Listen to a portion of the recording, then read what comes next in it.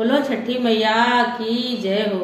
आप लोगों के लिए बहुत ही प्यारा सा सोहर गीत लाए हूँ छठी मैया का, आप लोग सुनिए, बहुत ही अच्छा लगेगा। बोलो छठी मैया की जय हो। सब सखी सागर खाना वही तो कुसावग रावई तो ढकवग रावई हो। बहनी घुमरी घुमरी छठिया वही दे निकल गई बहुत निकल गई हो। सगरा पे ठाड़ी एक बजनी नया नया सू ढूरई नया नया सू ढूरई हो।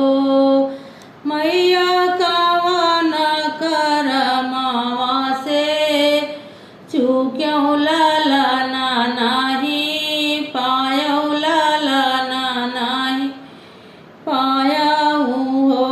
मैया कावन कर मावा से चूक्यों ललना नहीं पायो ललना नहीं पायाऊ हो।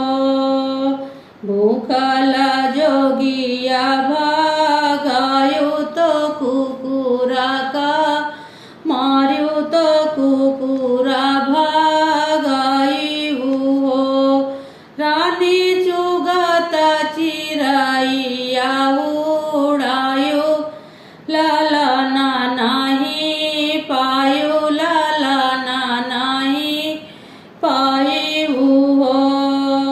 यतनी बचना सुनी तिरिया तो रानी के माँ हल गई रानी के माँ हल गई हो।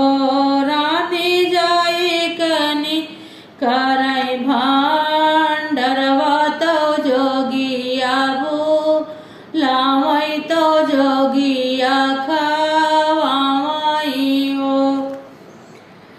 सौना बाधाऊना के मसवा लाना जानम लिए लालाना जानम लिए हो।